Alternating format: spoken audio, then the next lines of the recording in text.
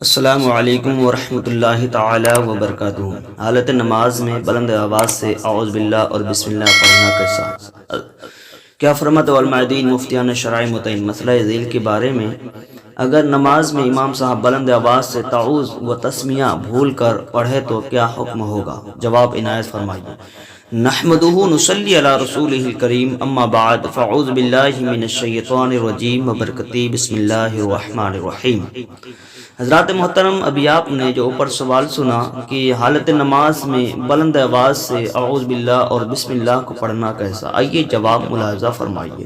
نماز میں تعوذ و تسمیہ آہستہ پڑھنا سنت ہے، جیسا کہ حضور صدر الشریعہ حضرت مفتی امجد علی اعظمی علیہ رحمہ تحریر فرماتے ہیں کہ نماز میں سورہ فاتحہ سے پہلے تعوذ و تسمیہ یعنی اعوذ باللہ اور بسم اللہ الرحمن الرحیم آہستہ پڑھنا سنت ہے۔ بحوالہ بحر شریعت جلد نمبر 1 حصہ نمبر 100 صفحہ نمبر 522 اور 523 میں محفوظ ہے۔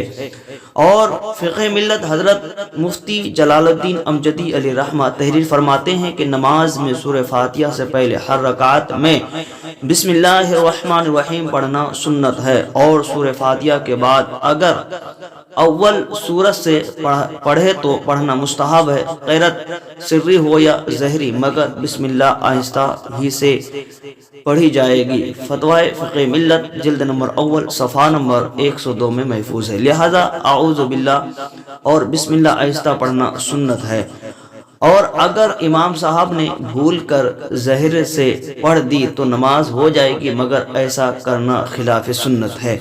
اگر امام صاحب نے جیسے ہی نیت باندھا، نماز کے لیے نیت باندھتے ہی اعوذ باللہ من الشیطان الرجیم اور بسم اللہ الرحمن الرحیم امام صاحب نے پڑھا اور پھر سورت شروع کر دی اور پھر اس کے بعد دوسری سورت شروع کر دی، نماز مکمل ہوا، تو کیا اس میں سجدہ سہو کی ضرورت ہے یا نہیں؟ بلکہ اس میں سجدہ سے کوئی ضرورت نہیں، کیونکہ سنت ہے اور سنت کا خلاف ہے، یعنی کہ یہ خلاف سنت کے خلاف ہے، جس کا یہ واجب بھی نہیں اور نہ فرض ہے۔ اگر فرض یا واجب ہوتا، ان کا اگر جان بوجھ کر کے یا بھولے میں یا اگر بھول سے اگر اس طرح سے کرتا ہے تو سجدہ سہو سے کام نہیں چلے گا، بلکہ نماز دوڑانی پڑے گی۔ اگر کسی نے جان بوجھ کر کیا تو نماز دوڑانی پڑے گی، بھول سے کسی نے اس طرح سے کیا تو سجدہ سہو کرنے سے نماز ہو جائے گی۔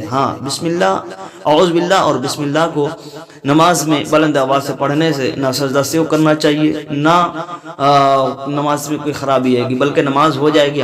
خلاف سنت ہے، بلکہ اس سے بچنا چاہیے تاکہ اس طرح سے نہ کرے، کیونکہ یہ چیز جو ہے کسی امام نے یا کسی محدث، کسی مفکر یا کسی مفتی نے نہیں لکھا ہے، تو جو چیز نہیں ہے تو پھر اگر اس چیز کو عوام الناس کے سامنے اگر رائج کر دیا جائے تو پھر عوام الناس میں انتشاری کا ماحول بن جاتا ہے، اس لیے کہ اس طرح سے بچیں۔ اور بسم اللہ الرحمن الرحیم اگر امام صاحب نے اگر پڑھ دیا ہے تو کوئی اعتراض کی بات نہیں، اگر بھول سے پڑھ دیا ہوگا تو ان سے نماز کے بعد چپ چاپ سے بات کر لیا جائے اور ان کو سمجھا دیا جائے، نہیں مسئلہ معلوم ہوتے ہیں تو کوئی بات نہیں، نماز ہو جائے گی۔ السلام علیکم۔